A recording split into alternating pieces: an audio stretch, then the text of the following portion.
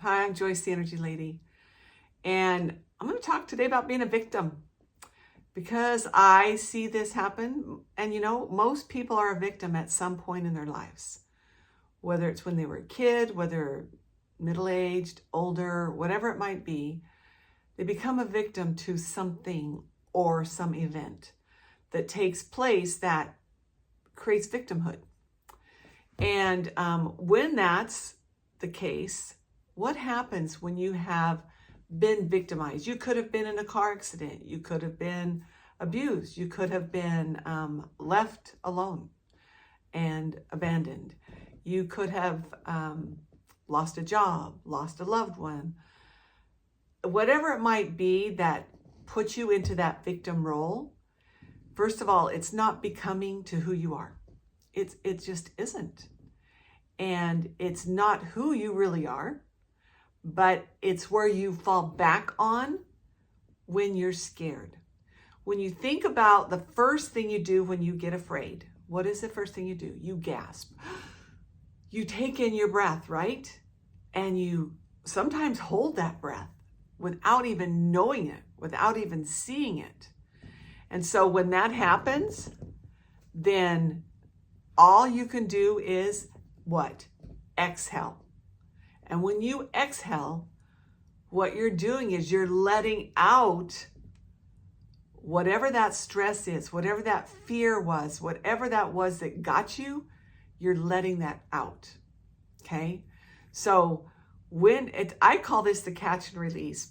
My husband and I used to fish, and there were certain areas we'd fish where you were supposed to catch them and release them. And so when you catch the fish, then you unhook it and you throw it back in the water. Well, guess what? It's the same thing that when you grab that breath, when you have been victimized in some way, scared, full of fear, breathe in, hold your breath. Guess what? Exhale that breath and exhale whatever that fear was that you just took in, because it's not becoming for you. It's not who your true self is. It's not your true divine self. And it can cause you to take on some illnesses as well. I had worked years ago, I had worked with a couple of men who in their middle age, their wives left them. And they came into me just begging, help me get her back. I miss her. I want to be with her. I love her so much. I will change anything. I will do anything. I will become anything she wants me to become. I mean, I'm really serious. These were their words. And the first thing I looked at them and I said, oh, you are a sorry, sad puppy, because that's not their true divine self. Their true divine self can step up and become who they're here to be without trying to be everything the other person wants them to be, because that leaves them in that victim role. They're the victim because their wife let them. They're the victim because they're not who their wife wants them to be. And they're just trying and grasping at everything, which means they're not breathing because they're also gasping and saying, oh, if I could just be everything she wants me to be, then she'll take me back.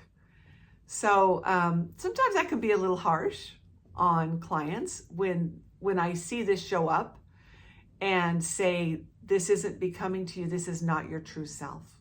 Okay.